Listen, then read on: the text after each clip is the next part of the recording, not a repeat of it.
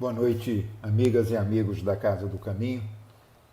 Aqui novamente para fazermos uma reflexão sobre estudo do Livro dos Espíritos. Capítulo de hoje, o 222 é um capítulo que uma única questão, toda ela ocupa o capítulo 5º do Livro dos Espíritos e trata sobre considerações sobre a pluralidade das existências.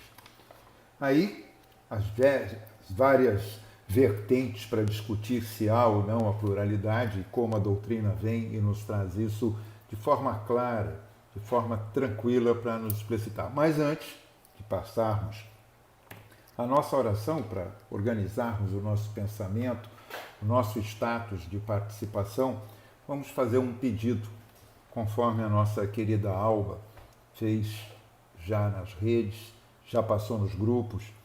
Nós vamos lembrar que hoje, 14 de novembro, sábado, nós estamos aí véspera dos pleitos municipais, mas também estamos muito próximos, na verdade, do momento de uma grande importância para uma parcela significativa da humanidade, que é o Natal.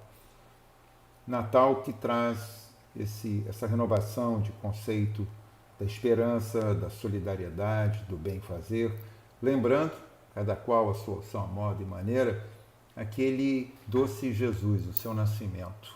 O nascimento desse que é o nosso irmão maior, médico de nossas almas, o doce Rabi, e que veio fazer essa modificação no planeta, rachar a história e trazer esse novo momento de esperança e expectativa, porque isso acontece a cada Natal com muitas famílias que não têm tanta esperança, não têm tanta disponibilidade, talvez como nós.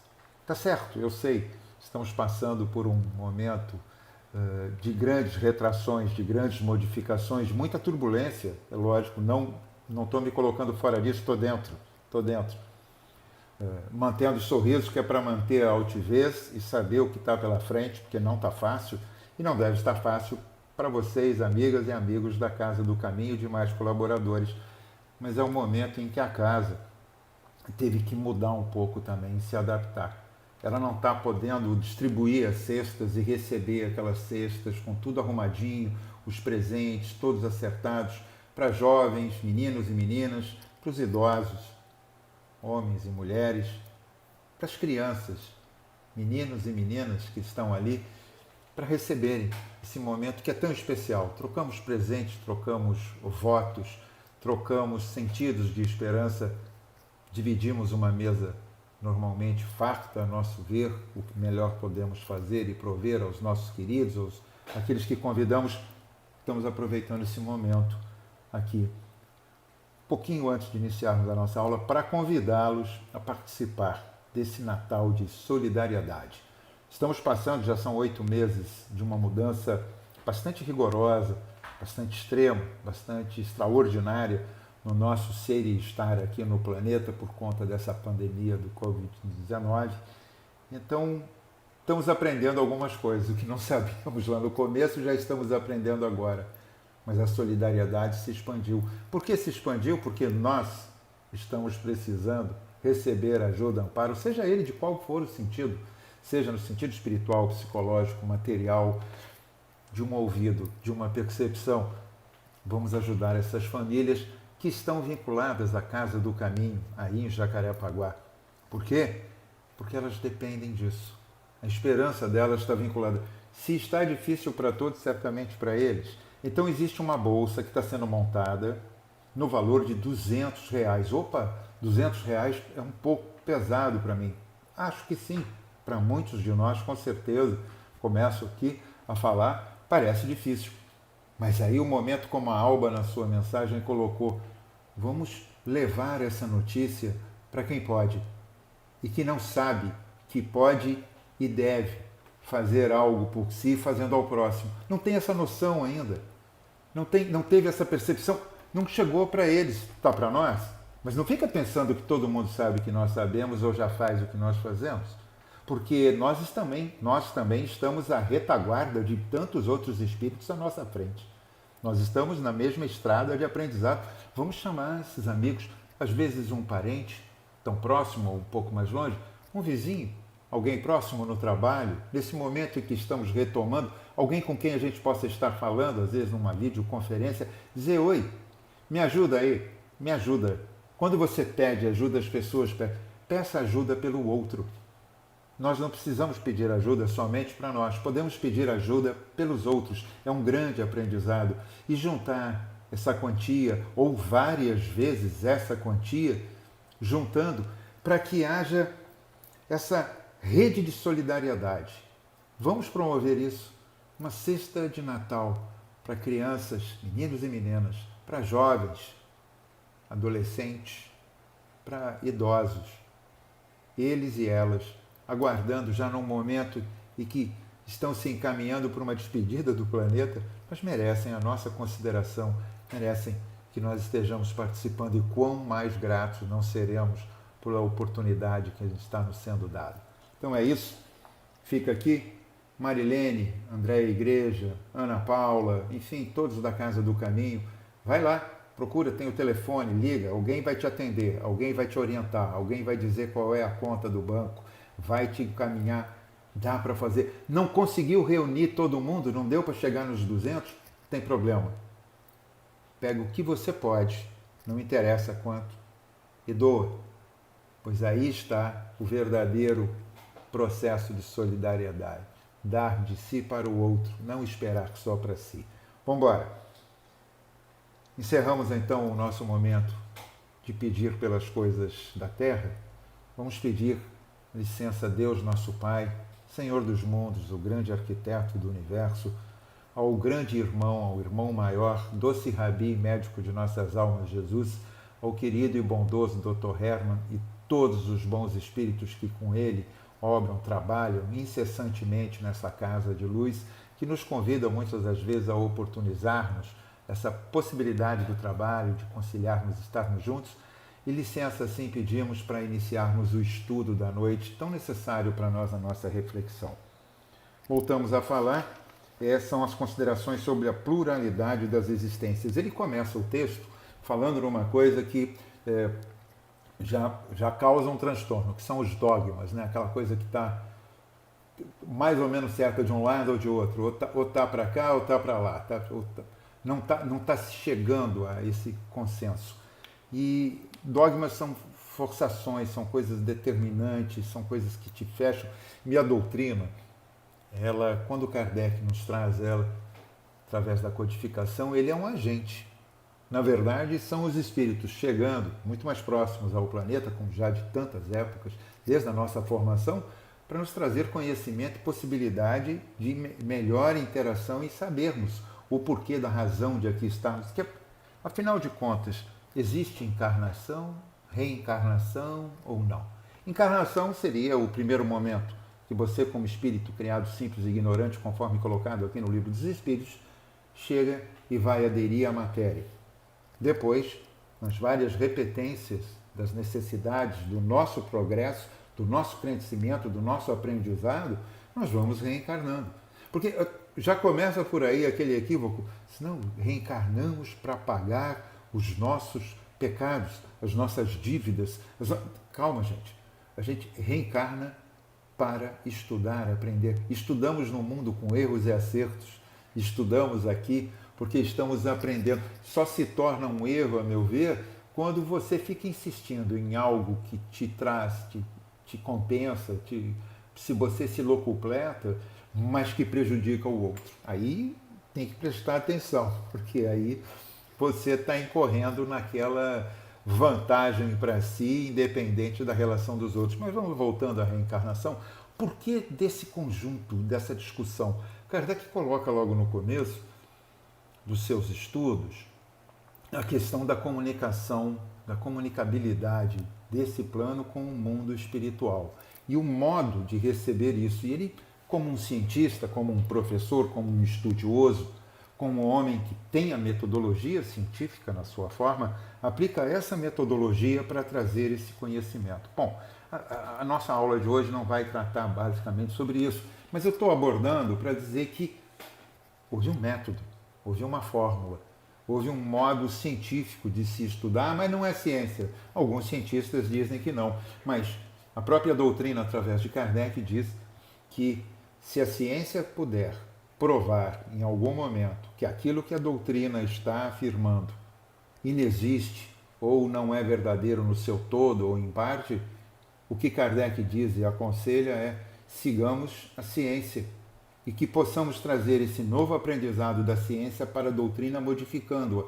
Olha a singularidade, olha essa destreza científica, olha essa destreza do caráter, olha a singularidade da simplicidade desse homem em permitir a modificação conforme a ciência, por conta do seu crédito também como um estudioso, no fato de que o homem também progride através do estudo.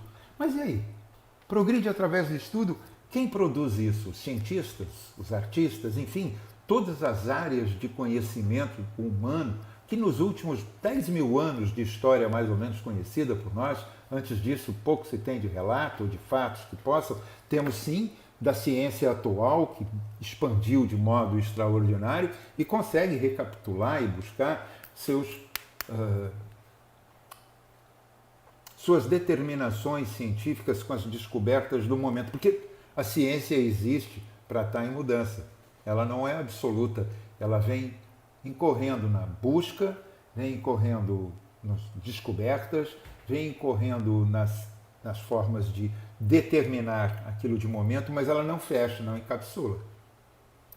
Física, matemática. Matemática é absoluta, e ela serve para mostrar o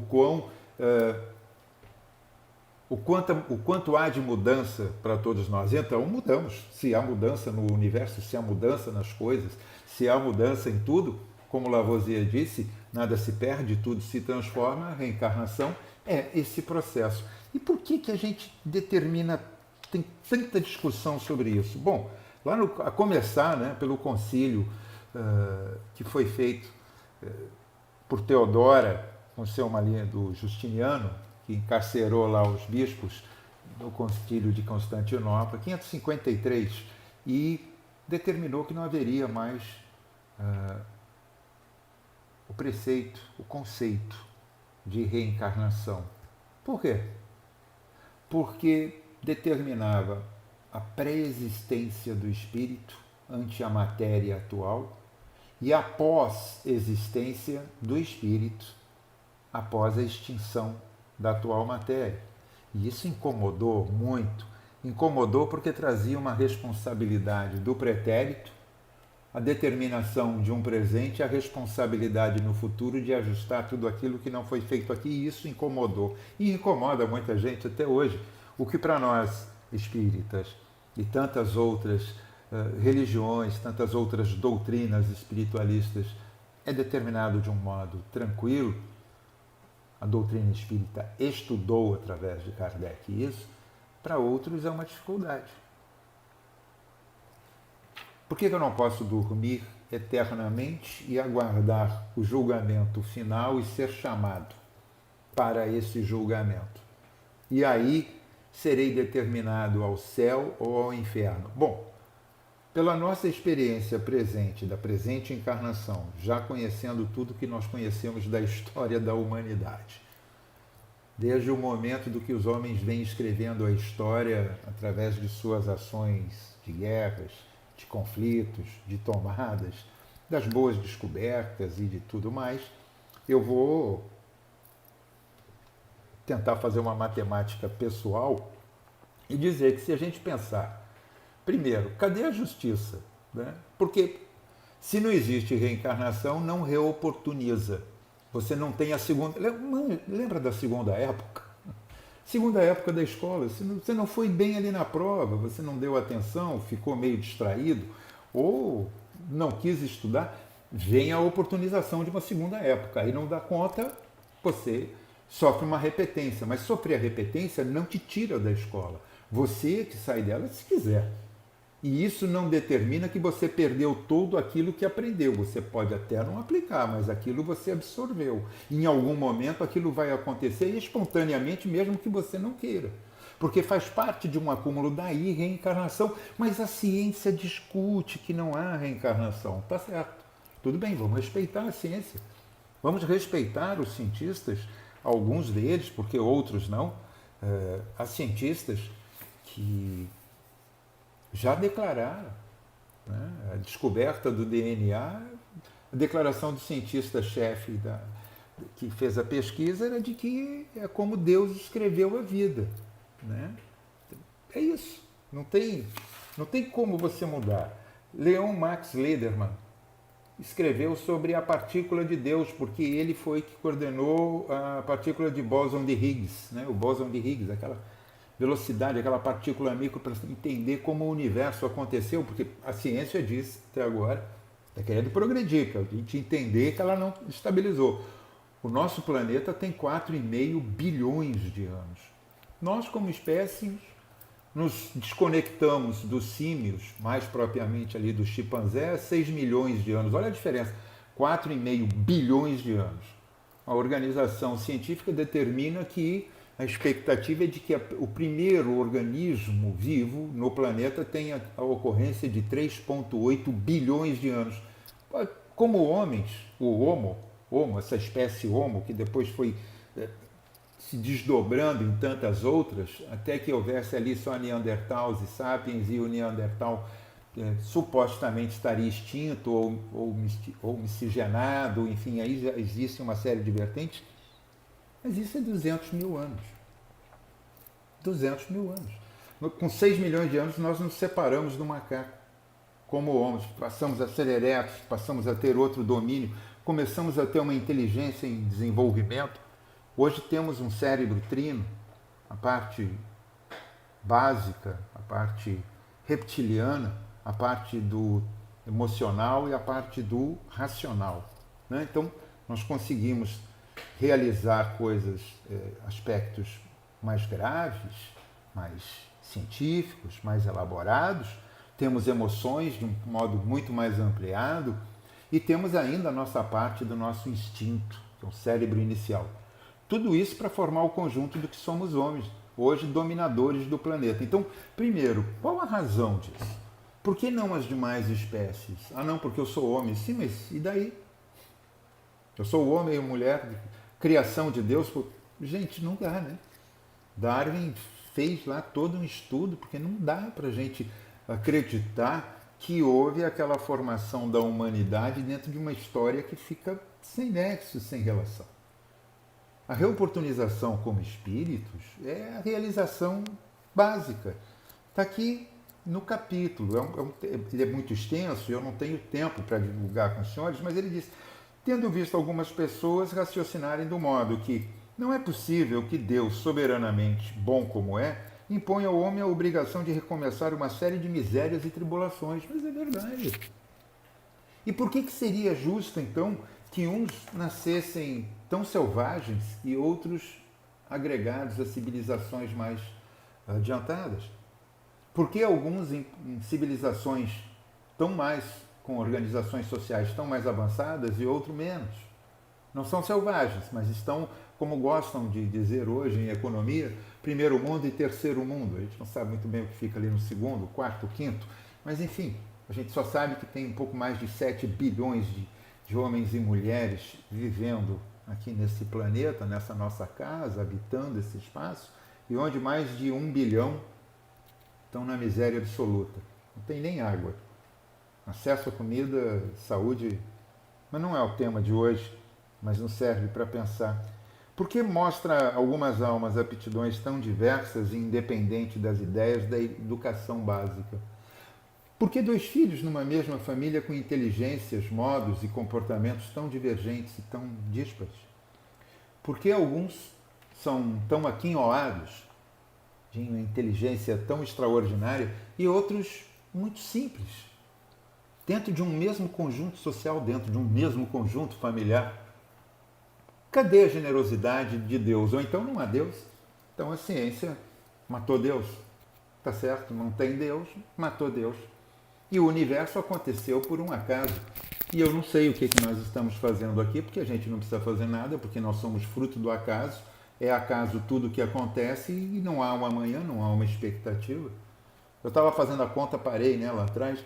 Se nós tivéssemos que estar A partir do momento da extinção biológica, que chamam de morte, falecimento do corpo, a alma, que alguns já reconhecem, que já é extraordinário, fica depositada na esperança de ser acordada num momento do juízo final, de um julgamento que vai acontecer. O universo, 90% do universo é destinado ao inferno, 5% ao purgatório e 5% ao céu. Uma conta que eu estou fazendo de livro, não é a doutrina, é minha conta. Mas é porque tem pouca gente boa indo para o céu, então o céu está sobrando espaço. O inferno está apinhado mesmo, né? E o purgatório tem ali um conjunto de pessoas que foram aqueles que puderam comprar, adquirir um passe de uma meia tonalização dos seus débitos, pecados, e estão se realizando para passar ali para o céu. Não é isso? E está resolvido. Se você errou, é o inferno absoluto para o sempre, para o eterno, e se você acertou, você vai para o céu. Está se falando de reencarnação. Se acredita na alma, mas não acredita na reencarnação. Só pode haver pré-existência para algumas religiões, pré-existência da alma, pós-existência da alma, se forem santos. Aí é pós-existência. Ele morre, é beatificado ou é santificado, e aí ele passa a existir. Aí ele passa a ter uma consciência individual, uma personalidade, é chamado de santo, ganha um dia, à exceção daqueles que estão excluídos e ficaram no dia 1º de novembro, como o dia de todos os santos, que são os santos excluídos do restante do calendário gregoriano. E acabou, aí pode. Então por quê? Por que essa diferença, né, para uns e para outros? Fica sem sentido. Por que certas crianças o instinto precoce se revela em vícios e virtudes e para outros há já um processo de solidariedade? Porque ele é ruim e o outro é bom. Então aquele que é bom vai ser bom sempre porque foi criado por Deus, porque teve vontade de ser bom. E o que é ruim foi alguém que Deus não deu muita atenção, se distraiu e ele ficou daquele jeitinho. Ora, como avançamos na ciência, em todas as artes de todos os gêneros humanos, onde tantas inteligências, como estaríamos trazendo esse DNA intelectual se não fosse a possibilidade das reencarnações com todos os aprendizados? Já nos fala Sócrates, Platão repete, estão extinguindo não a mim, mas ao meu corpo, quando tenho que beber a cicuta pela determinação de uma corte inepta, inapta, totalmente indecorosa, que parece se repete hoje tantas vezes na nossa sociedade global, né? Mas, voltando, já era a base, os egípcios, os indianos, os povos ditos mais antigos da nossa história, os que começaram a promover, já falam da reencarnação e a gente quer matar a reencarnação. A doutrina traz isso de forma tão clara, através da codificação. Gente, por que Kardec perderia tanto tempo fazendo uma codificação, não estivesse tão absolutamente certo das coisas? Qual a filosofia ou a teosofia, como ele diz, que é capaz de resolver esse problema? Né? Fora de dúvida, as almas são iguais ao nascerem ou são desiguais? Se são iguais é porque elas têm uma grande diversidade de aptidões? Onde Deus? Admitamos o contrário, uma série de progressivas existências anteriores para cada alma e tudo se explica, claro. E alguns estão à retaguarda e outros mais avançados, porque lá atrás adquiriram conhecimentos, experiências, ações e resultados. Terceira lei de Newton, lei de ação e reação, também para nós espíritas, lei de causa e efeito. Você recebendo o retorno daquilo que você progrediu, produziu ou não progrediu. Porque você pode progredir de duas formas, na vertente do bem ou na vertente do não bem. Né? Não vamos falar de mal. A gente gosta de dizer mal, mas todos nós temos um pouquinho dessa ausência do bem em nós. Alguns estão adquirindo um pouco mais, outros um pouco menos. Mas a gente está. O espiritismo e ciência se juntam para explicar. Reencarnação é um sentido de justiça. Não dá para pensar um Chico Xavier que aos 92 anos desencarnou, deixando 450 títulos. Um homem simples. Quem pegar a referência bibliográfica dele, biografia dele, desculpem, a referência biográfica do Chico, mais de 450 livros que foram editados, outros tantos que ficaram sem edição. 450 livros editados, 50 milhões de livros vendidos, não só no Brasil, no exterior. Um Divaldo, hoje presente aqui, 93 anos trabalhando à frente da Mansão do Caminho, dinamizador da humanidade, embaixador da paz no mundo, recebeu o título. Será que as pessoas que dão um título a esse homem, reconhecendo sua obra, seu pensamento, suas determinações, acham ele um louco porque ele acredita em reencarnação? 250 livros, mais de 9 milhões de livros, 8 ou 9 milhões de livros vendidos, todos os valores doados, porque conhecemos editores, até porque foi um métier nosso por muito tempo de labor, sabemos de autores que venderam muito menos que isso, muito menos títulos. 250 títulos. Quem escreveu? Peguem aí o autor que se conhece, que escreveu 250 títulos, ou como Chico, 450. Ou outros grandes expoentes espíritas que vêm dinamizando, tratando de um assunto com uma forma rigorosa, com respeito, com evidências, com fatos. É um pouco constrangedor, né?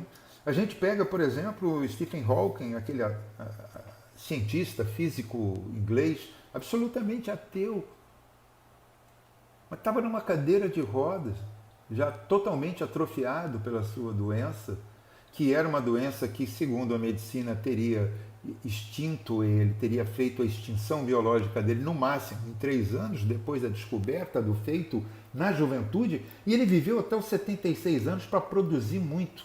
Ele teve na mesma cadeira que Isaac Newton, pai da física mecânica, na escola de Cambridge, uma universidade importantíssima no mundo, lá na Inglaterra, mas de responsabilidade mundial pelo espargir de conhecimento.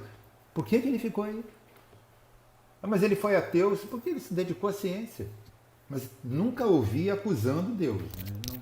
Assim, descaradamente, não. Mas por que estava um ser tão inteligente aqui, capaz de deixar tantos conhecimentos para a humanidade? Por que tantos outros aí? Né? O tamanho do universo de cada homem é o tamanho do seu conhecimento, já dizia o outro grande físico alemão, nosso amigo, né? Que colocou o conhecimento é que dá o tamanho do nosso universo. Nós não podemos encarar um universo desse tamanho, olhar para fora, não acreditar que há continuidade. Muitas são as moradas do meu Pai. Ninguém verá o reino de Deus se não nascer de novo. Está tudo colocado.